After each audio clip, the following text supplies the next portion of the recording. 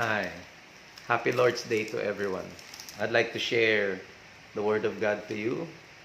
Uh, it's found in Second Timothy chapter 2, beginning verse 1 on down to verse 4. The Bible tells us, "Thou therefore, my son, be strong in the grace that is in Christ Jesus, and the things which thou hast heard of me among many witnesses, the same commit them to faithful men, who shall be able to teach others also. Thou therefore endure hardness as a good soldier of Jesus Christ. No man that warreth entangleth himself with the affairs of this life, that he may please him who hath chosen him to be a soldier." God bless. Thank you, dear Lord, for your word, and thank you for this wonderful moment that we can share the encouragement from prison. Yun po yung ginawa ko pong title, Encouragement from Prison. Dahil ito pong epistle na to ay isinulat po ni Pablo sa panahon na siya po ay nakakulong. Sa panahon na kung saan ay inihahanda na ng mga Romano ang nalalapit niyang kamatayan. Pagka titignan po natin dito, sigurado po na si Pablo po ay meron ng kalalagyan. Pero ang kanyang puso at ang kanyang isip ay preparado sapagkat alam niya na tinanggap niya ang ating Panginoong Hesukristo bilang sarili niyang tagapagligtas. At bukod doon, talagang sinunod at ginawa niya yung lahat ng mga tinagubilin sa kanya ng ating Panginoon. Ginanapan niya kung ano yung mga kalooban ng ating Panginoon sa kanyang buhay. At marami po ang mga tao na naging Kristiyano, tumanggap sa Panginoon bilang sarili nilang tagapagligtas, at nagsisunod sa tubig ng bautismo, nagsilago at naging kagamit-gamit at naging lingkod ninyo, O Diyos, sa inyong mga gawain. At nagpapasalamat po ako, Panginoon, dahil kasi minsan sa aming pong mga buhay bilang mga Kristiyano ay ganito rin po ang nangyari sa amin. Merong kang ginamit na instrumento mo, ipinahayag sa amin ang iyong mga salita, at dahil doon nakakilala kami sa inyo bilang sarili naming tagapagligtas. Sumunod kami sa tubig ng bautismo, naging kagamit-gamit po kami sa iyong mga kawan, at maraming mga tao ang pinakinabangan ang iyong mga salita dahil sa paggamit mo sa mga instrumento mo. O Diyos, maraming salamat sa mga bagay na ito. So, mga kaibigan, makikita po natin na ganyan po yung kalalagayan ni Pablo. Nasa kulungan siya. Alam po natin na ang senaryo po ng kulungan ay isang lugar na parang nakakatakot pong puntahan. Ang kulungan ay isang lugar na kung saan ay hindi mo alam kung sinong makakaharap mo. Hindi mo alam kung anong mga naging kaso nilang kanilang buhay, kung bakit sila nandoon. At maaari, kapwa natin sila na parang kapwa din sila ni Pablo na nahahatulan sa bitay o kamatayan. Kaya pagka tinignan mo, hindi po kaaya-aya ang kalalagayan po ni Pablo, knowing na he did not really do anything or any crime at all. He did not kill any people. I mean, during that time, yung okay na siya, na nasa Panginoon na siya. He did not do any disobedience to government. He did not do any riot or anything at all that is really bad. But he's just a good citizen trying to tell people who the Lord Jesus Christ is. And that is his crime. Can you imagine that? Yun ang naging krimen ni Pablo. Ang ituro na meron pong Panginoon na tagapagligtas na nabayubay doon sa krus ng Kalbaryo dahil ipinamalas niya sa atin ang kanyang pag-ibig upang sa ganun tayo po ay magkaroon ng kaligtasan. Nakakalungkot pong isipin. Pero si Pablo po ay naging matatag at nagpatuloy sapagkat buo ang kanyang loob na siya ay nasa Panginoon. Buo ang kanyang loob na ang ating Panginoon hindi siya pababayaan. Buo ang kanyang loob na alam niya na ang mga bagay na yan is just passing through. Ika nga, the treasures are laid up beyond the blue. Hindi ba? Ang buhay po nito temporary lang. Walang permanente po sa atin. Walang mananatili po dito. Darating po ang oras na kukunin po tayo ng ating Panginoon at pagkatapos po ay pupunta na tayo sa kung saan tayo dapat mapunta. Pasalamat na lamang po tayo sapagkat darating ang oras na ang karumihan at kabulukan ng mundong ito ay darating ang oras, i-renovate din ng ating Panginoon at ibabalik niya ito sa perfect state niya na katulad nung dati na kinreate niya ito. Salamat sa Panginoon dahil kasi may plano siyang ganyan. Pero at the moment, nandito po tayo sa panahon na kung saan para rin tayo nakakulong. Hindi po ba? Bakit po natin nasabing para tayong nakakulong? Dahil nagkaroon po ng virus. Hindi po natin inaasahan na hindi pala nuclear war ang gagapi sa atin. Ito palang simpleng virus lang na noong 2015 ay sinabi na ni Bill Gates na hindi naghahanda ang ating mga gobyerno. Ang pinaghahandaan natin, mga nuclear power plant, mga nuclear power armaments. Para sa ganun ay magapi natin ang buong mundo. Pero yung pala, ang bibira lang sa atin ay simpleng virus lang. At yung simpleng virus na to ay walang gamot. At ang tangi lang makakapatay dito ay kinakailangang magkulong tayo sa mga bahay natin upang sa ganun ay mamatay siya ng kusa. At pagkatapos, makalabas na tayo uli sa mga lungga natin. Hindi naintindihan to ng ibang mga kababayan natin. Nakakalungkot. Yung iba, parang ang tapang-tapang nila, akala nila na simple lang itong virus na to. Hindi nila alam na ang dami nang namatay at ang dami nang namamatay at ang daming na-infect nito dahil lang sa transmission na hindi natin alam at hindi natin nakikita. Kaya nga pinagtatakip po tayo ng ilong, binibigyan po tayo ng mga protective protocols para sa ganun ay maingatan natin ang ating sarili na maapektuhan nito. Anyway, so pagkatinignan po natin to, si Pablo po, parehas natin, parang nakakulong din tayo, although iba yung prison walls na nasa kanya. Tayo naman nasa sarili lang natin prison homes. Ano po. Pero somehow, Paul is encouraging us to go on. Sabi ganun dito ni Paul, therefore, be ye courageous, sabi ganun. Therefore, be ye strong in the grace that is in Christ Jesus. Meaning to say, we need to be courageous at this time. At this point of time kasi, aligaga ang tao. Dahil nauubos ang resources, nauubos ang kakainin, nahihirapan po tayo na parang wala nang buhay, parang nandito lang tayo sa loob. Pero ang totoo, alam niyo po na napakasaya po ng moment na to. Para sa akin, napakasaya po ng moment na ito. Alam niyo po kung bakit? Sapagkat nagkaroon ako ng mas malalim na panahon para ang ating Panginoon ay mas malalim kong makapanayam at makausap. Araw-araw na ginawa ng ating pong Panginoon, natutunan ko po na dapat sa umaga, kausapin siya, pagbulay-bulayan ng kanyang mga salita, i-apply ito sa bawat araw ng aking buhay. Natutuwa po ako dahil kasi napakaraming bagay ang itinuro niya sa akin na hindi ko naintindihan noon. Na ngayon ko lang naiintindihan. At dumadalangin ako sa Panginoon na patuloy niya akong bigyan ng pangunawa. Sa pagiging strong, sa pagiging courageous, importante na unawain natin na balansehin natin yung tinatawag nating reality at saka spirituality.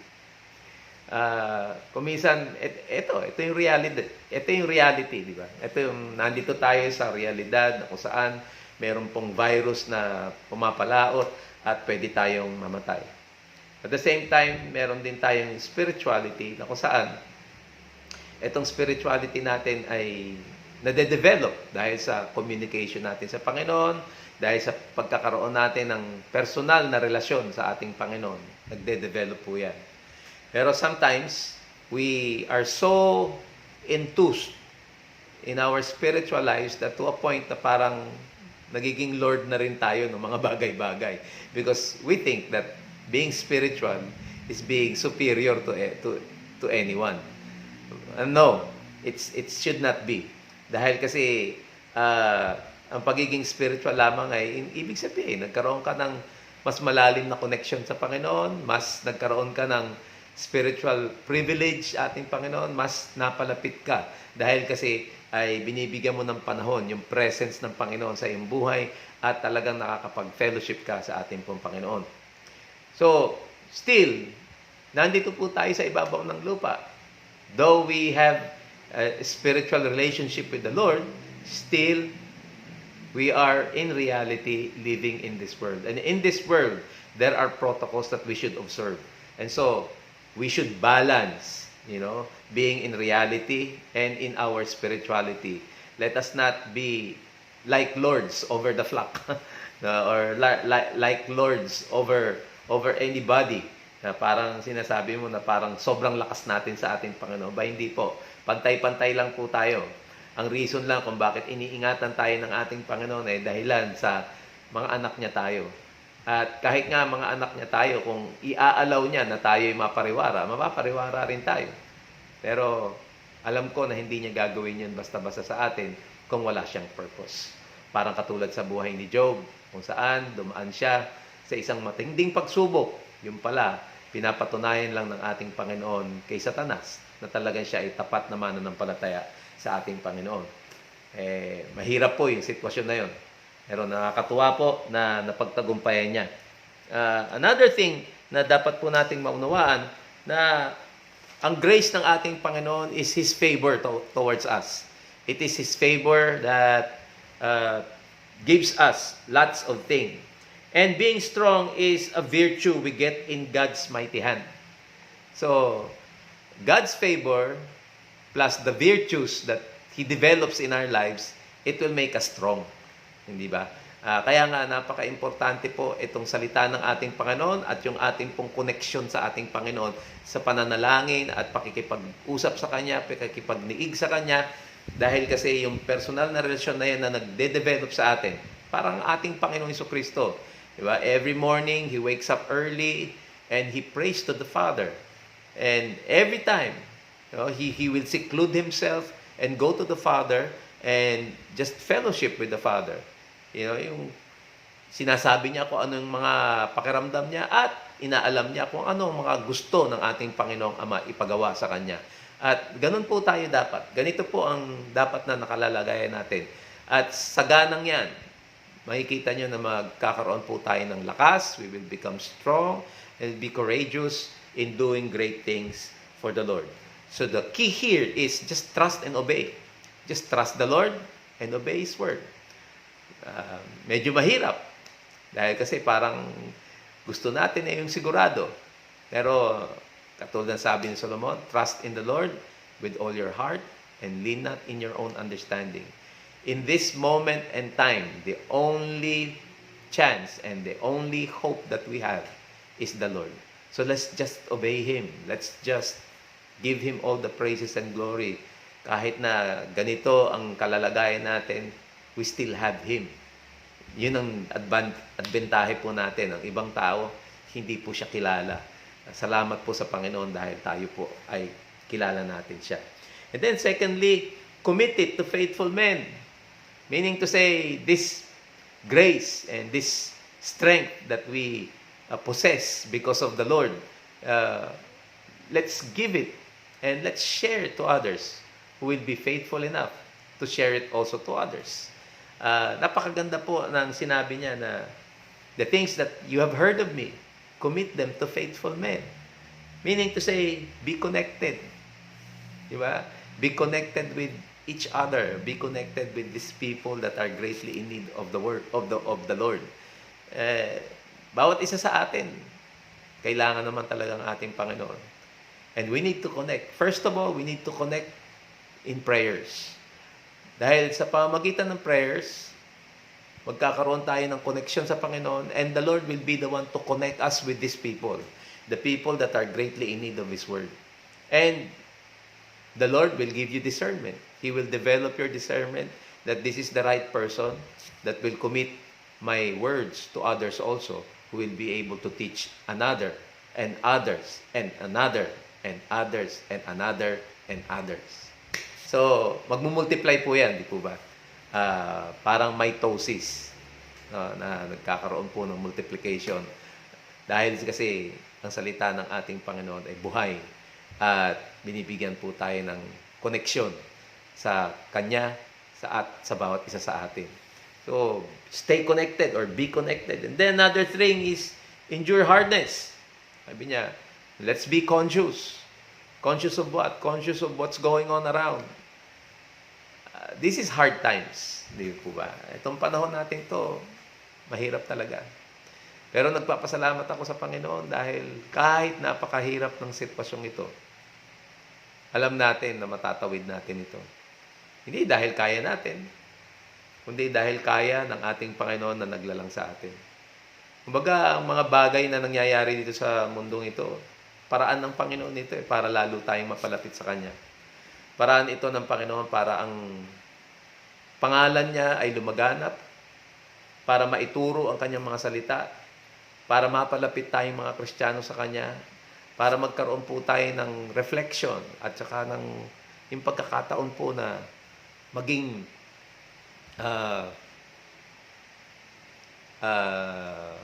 yung maging conscientious sa ating sarili. Dahil wala namang magtuturo sa atin kung minsan ng tama o mali, kundi ang ating Panginoon lang din. Lalo na nagsitanda na tayo at sa ganitong mga panahon na meron na tayong sariling isip, sometimes it's really hard to really tell others that this is the right thing to do. But you see, we have the Word of God. And in the Word of God, we will find ourselves doing the right things. Because all of these things are all right. Lahat to tama. At dahil ito yung mga tamang bagay, sundin lang natin. Makikita natin na pagpapalain tayo ng ating Panginoon.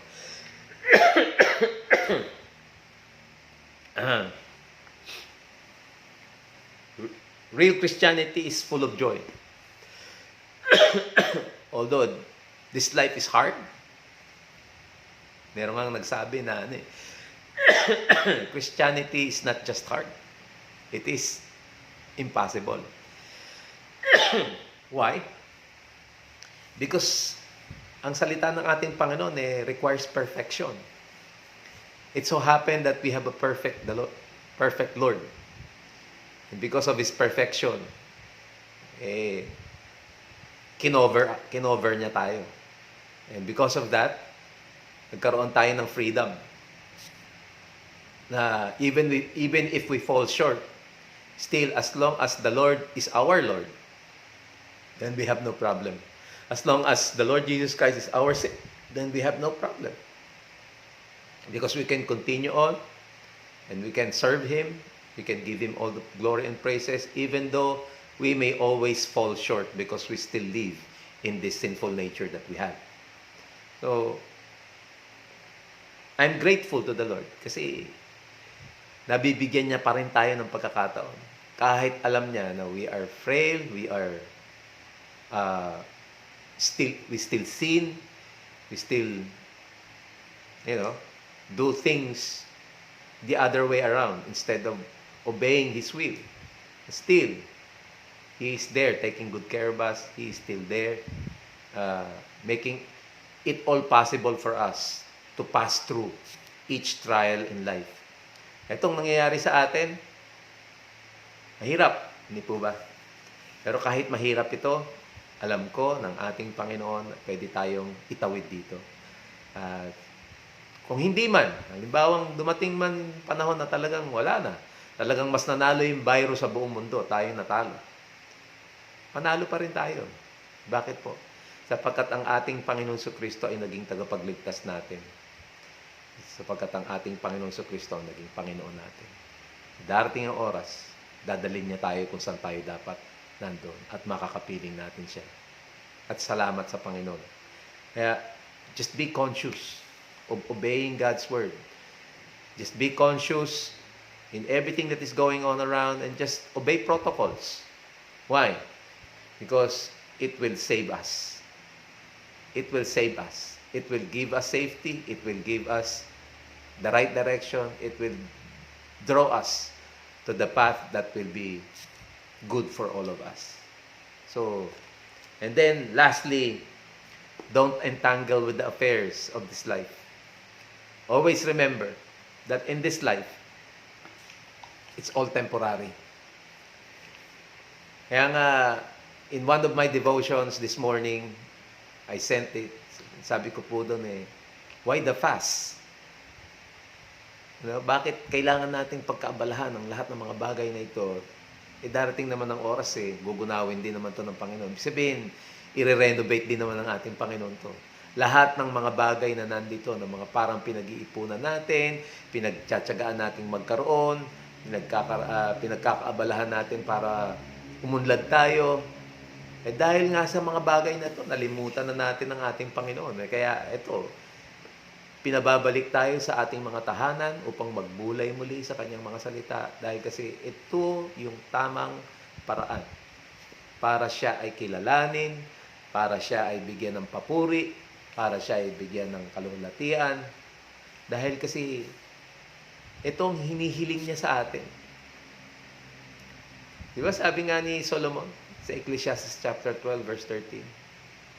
Sabi niya fear God and keep His commandment, for this is the whole duty of man. And the Lord is expecting us to really worship Him, give Him all the glory and praises, because He deserves all those things. Wala na pong ibang mas deserving pa, kundi ang ating Panginoon.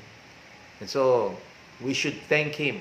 We should take this moment and time to continue praying, worshiping, and giving Him all the glory and praises kasi He deserves all these things. Lord, thank you. Thank you so much. Kasi this experience that we are experiencing right now is really a great blessing. Though for other people who doesn't know you, this might mean nothing to them. In fact, they defy it. But the truth of the matter is, it is your way, it is your purpose for us to go back to you. And we thank you, dear Lord. We thank you so much. And I hope and pray that this will soon pass and be able to congregate again. You'll be able to hear your word again, preach. You'll be able to sing songs again for you. You'll be able to glorify you in the church. And I pray, dear Lord, na you'll continue to bless our lives. So, these are things na gustong sabihin sa atin, i-encourage tayo ni Paul. Sinasabi ni Paul sa atin, be courageous, be connected, be conscious, and be concerned. Because the Lord would like us to focus on Him. Let's focus on Him, because He deserves all those things. So, let's continue in the Lord. God bless you. God bless.